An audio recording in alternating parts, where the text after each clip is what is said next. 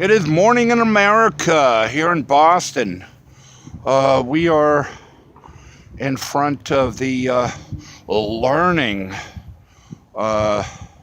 statue here in the Boston Commons, one of three iconic statues here they have to various aspects of life, and for some reason I'm drawn to the man of the world here, Mr. Cowboy, with the tablet in his hand for some reason. We are right below the Massachusetts State House there, and with the lights there of the Boston Christmas tree, so beautifully lit.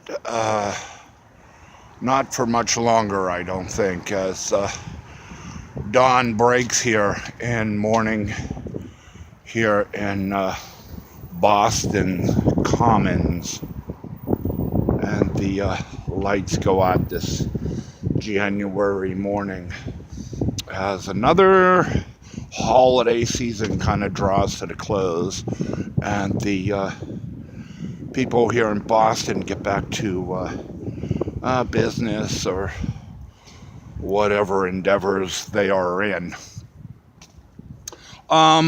Just a note here,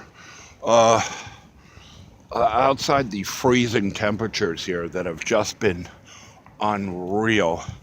It's nice to know that there hasn't been snow with this cold snap that's been biting the Northeast here and the country here at the end of December, beginning of January.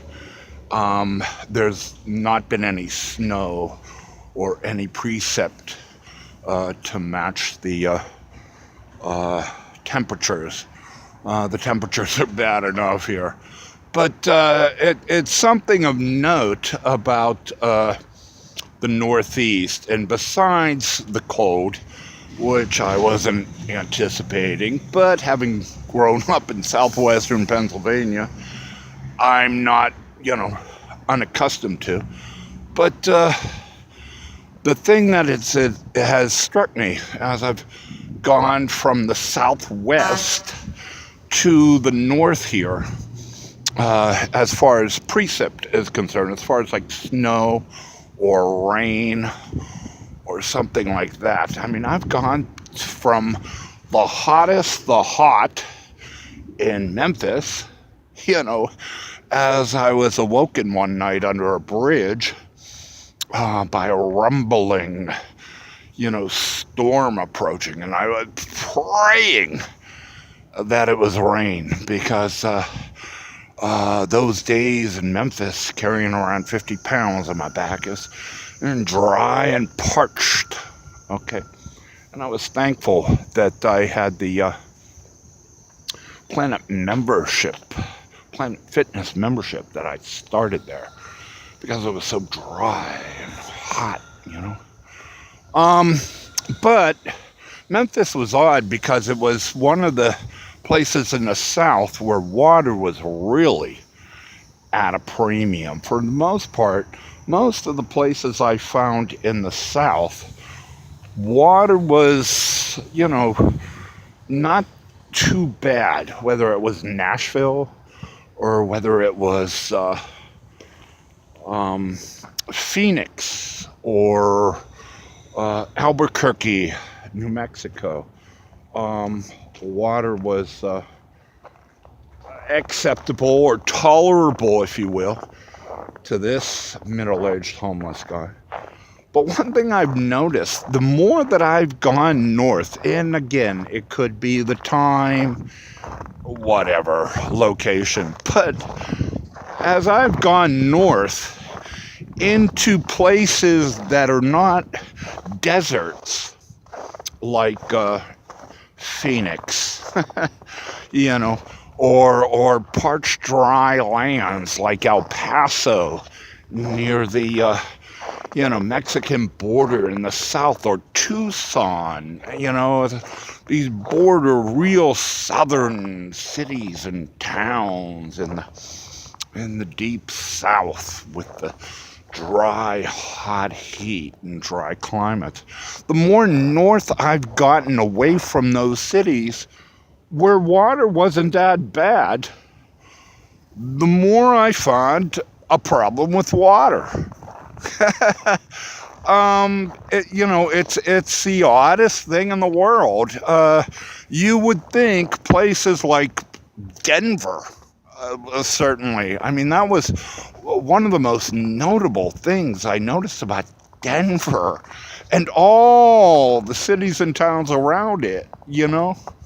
They might make a lot of beer there with the sparkling water they get from the mountains, but they sure don't put it into parks for water fountains, and they sure as hell don't put it in public restrooms for homeless people to use in Boulder or in downtown Denver. It's just remarkable how the more north I've come, where water is falling from the sky, almost daily, or it can be kept and stored, frozen until it needs to be thawed out, the less water has become available in a public setting. There is more water, I found, available to someone publicly in parks, train stations, things like that, whether fountains or restrooms, in Phoenix, Arizona, than I have found in Denver or here like in Boston. We are in the commons. Next to the commons, all the way over there, is the public gardens. There is a nice koi pond over there. There is a ice skating rink for the children with an accompanying playground, if they so choose, in the dead of winter, to play on over there. But I'll be damned if there is one working water fountain. There is, and I'm talking just water fountain. And as far as restrooms, forget it. In each of these public spaces, there is no public restroom. Okay? You see over there, far over there, right beyond that lamppost there, is the visitor center for the Commons, and I guess for downtown Boston. And that is the only place where they have a restroom. The water fountain does not work there. But that's the only place that they have a water fountain in an entire city. So if you need, to go to the restroom, you have to go there between hours or you don't go,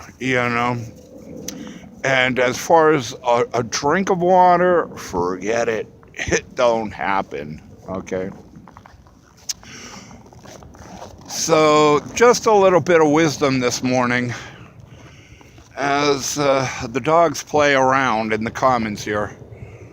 And morning breaks on another day here in America. Happy holidays. Here's to the new year. Fetch, fetch, fetch.